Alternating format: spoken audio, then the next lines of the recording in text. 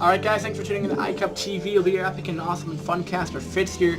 You guys are tuning in to iCup Currently week number 3, Division A week number, Division A series number 2, game number 2 between Disturbed Minds and Sas.Draw. Now spawning in the bottom left it will be sas.Draw. Just want to double check that. And spawning in the top right it will be Disturbed Minds Smoke.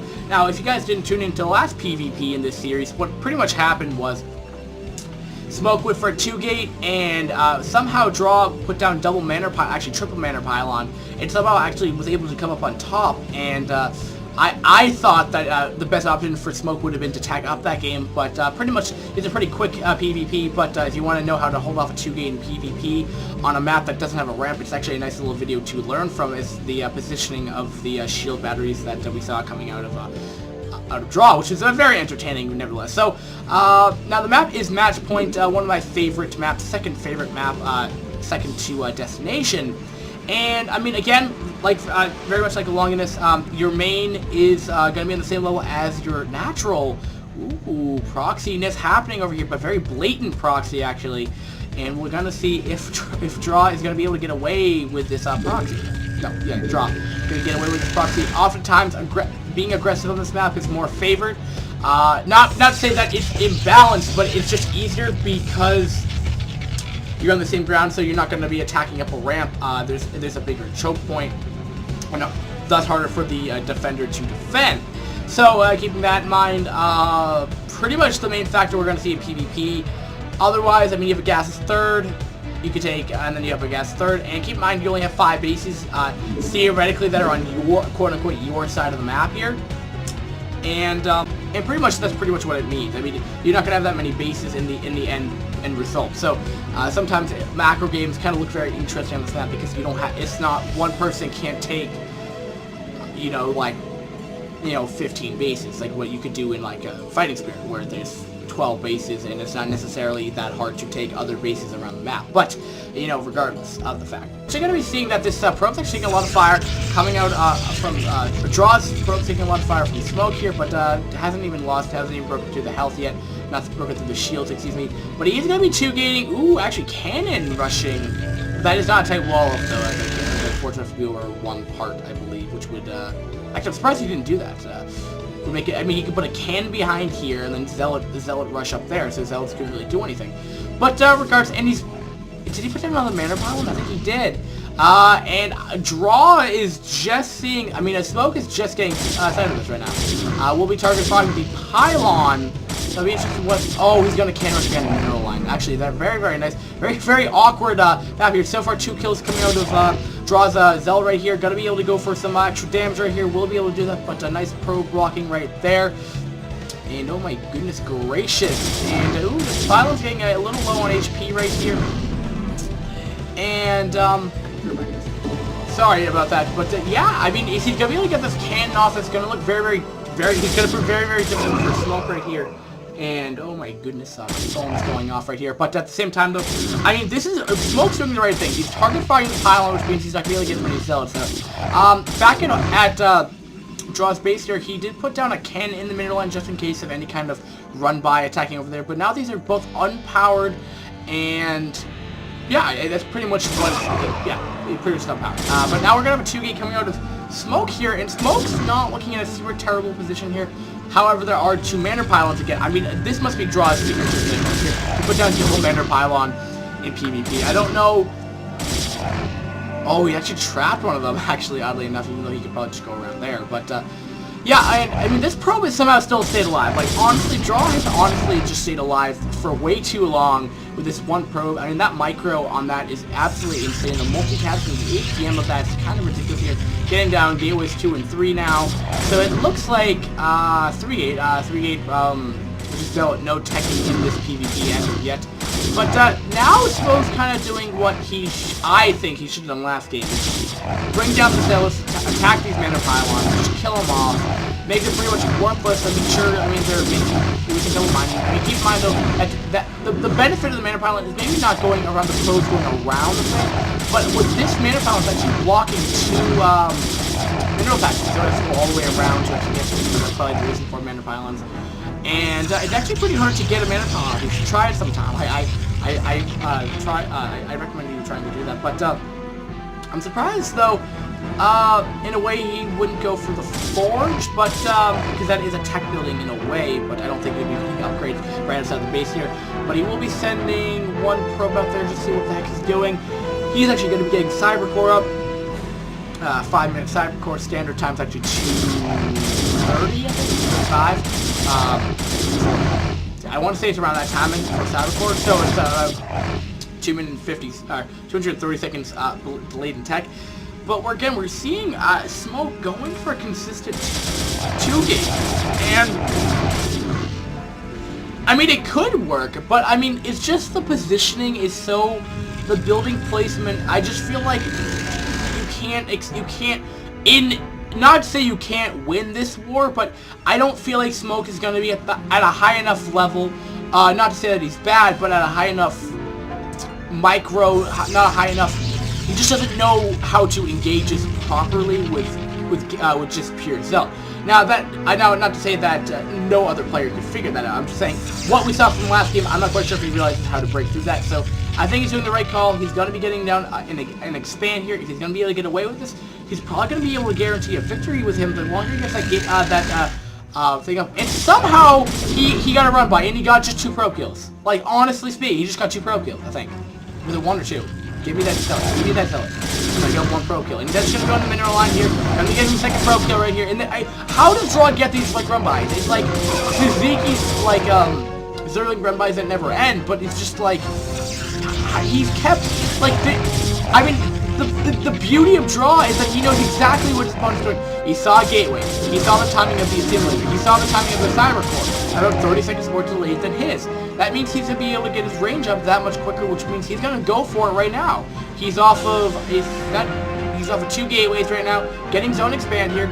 But now keep in mind that there's going to be ranged Dragoons that are lying around, and this Zealot is just I mean, keep in mind in StarCraft, I mean, when you're doing these kind of things that drive you nuts, they oftentimes mess up your timings, which, you know, indirectly, pretty much, this isn't necessarily affecting your economy, but it's making you multitask, it's making you think a lot more, and it's just throwing you off from your build order. It happens to me a lot when I play StarCraft in general, and this is allowing him to get up his cyber. I mean, he's just starting the Dragoons.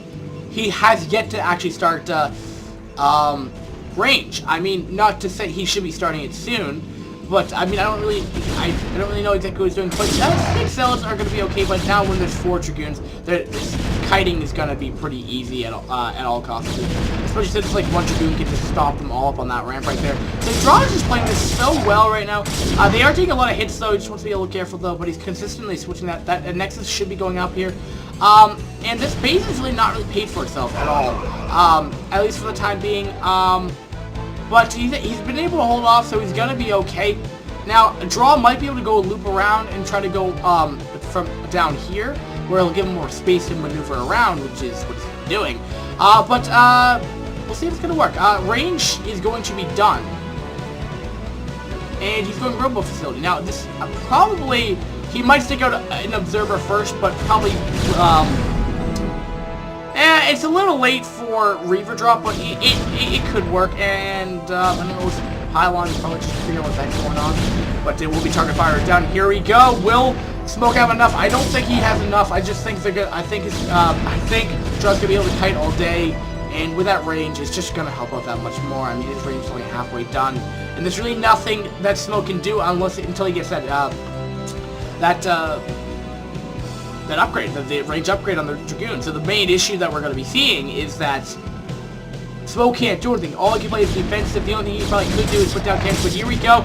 Smoke's going to be poking again. Will there be enough? 1 Dragoon has fallen for Draw so far. Zealot hasn't fallen for Smoke now. And just continue kiting coming from Draw right here. Very nice micro. And I mean, the Zealots are really not being able to get in there. Another Zealot's going to be going down right here. I think a second one should be going down. That's run through 4 Zealots now completely taken out. And for 1 Dragoon that Draw missed, I mean, that's completely cost effective. 125 for 400 minerals.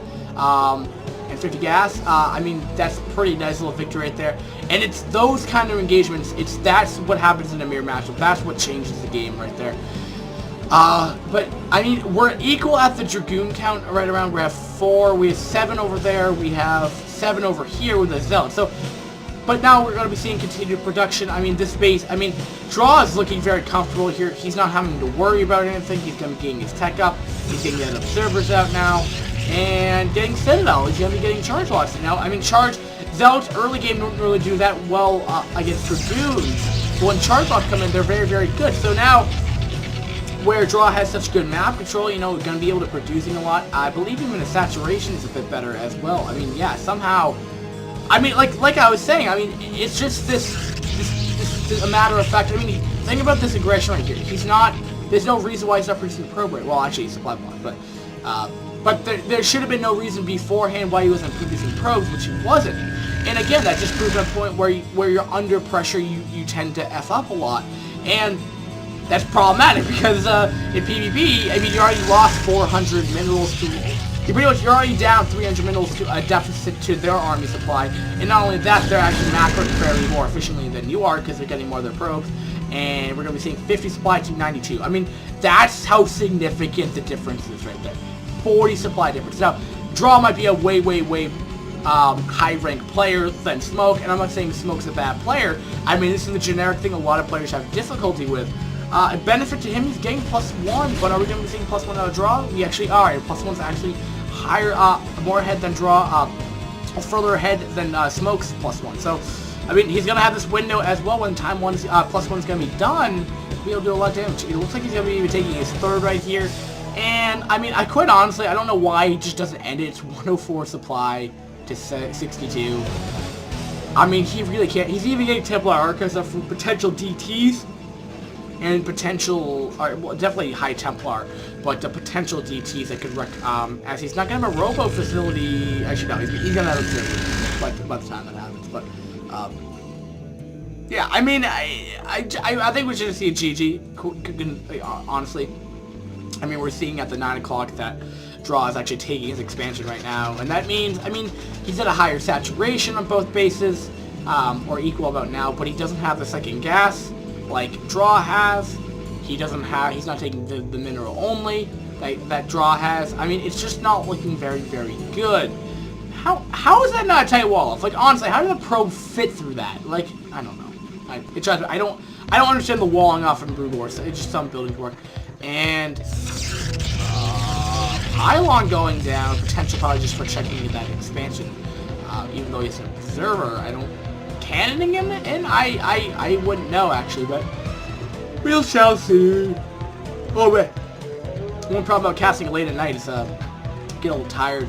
But yeah, I mean we're seeing high Templar coming out of Draw right now. No Storm to see right now, and this is the normal time to get around Storm. 13 minutes is the latest time I've ever seen it. But he may already have it actually. That Templar Archive has been up, and is that a drop? No, it is not. It is getting a couple cans. We're at 5 gateway count compared to Draw's 2, 4, 6, 8 gateways. I mean, he's taking a 4th base. I mean, come on, people. Like, you should know how this game's gonna end. Like, this is not looking very, very beneficial to Smoke. Right? Smoke needs to do some kind of harass, but with just the constant, you know. I mean, map control. I mean, if the drop, he's gonna see it. If he's going, the only window that he can have is go through here and then go up, which is, you know, being a caster, you know, it actually for players to actually go cast their games, I feel like it actually helps them because, for example, when you're playing on a map like this and you're contained, I mean, if you want to come back or attempt to come back here, I mean.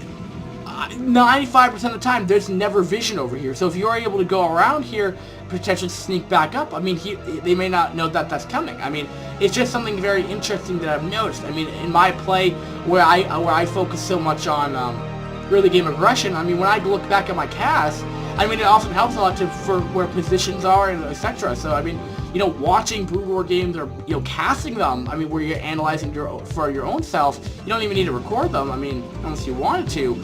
It actually helps out a lot. It's, in a way, it's like practice matches, but it's like reviewing the replay, but you're doing it very, very slowly. But here we go. The engage is going to be coming for Draw versus Smoke here. Smoke's gonna have a bigger army at this time, but charge has completed though. I mean, speed has finished right here, but that is gonna be a lot of tributes on Smoke right here.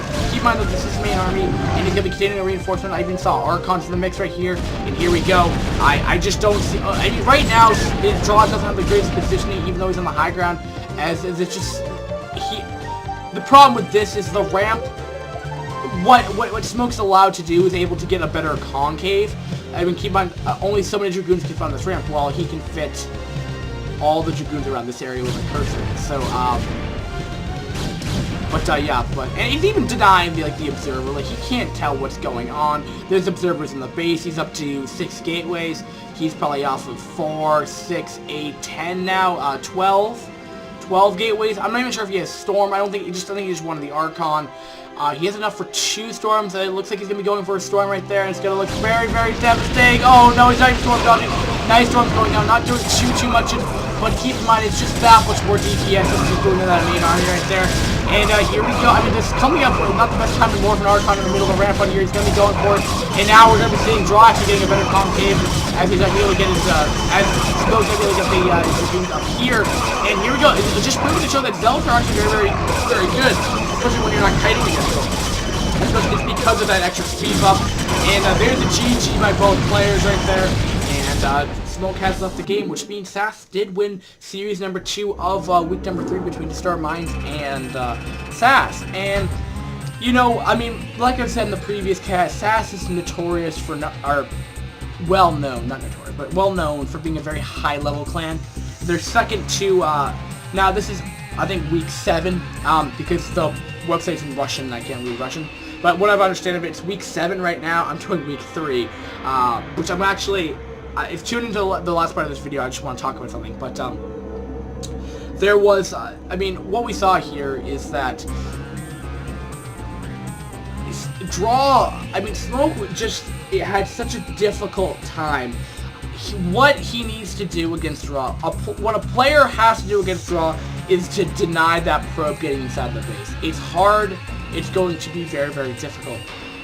But if, for example, if he's able to, right when the probe goes in, he just auto attacks. I've done it before. You can just completely just go around that probe and just instant kill it if you have enough probes. Because keep on, the probe actually has to go in the mineral line. You have to watch out for it. Especially, I recommend with a player like Draw, like I've seen in these PvPs. I'm not sure if he's gonna do it in PvZ or PvT, but in PvP he puts down a double mana pylon, maybe even a third one.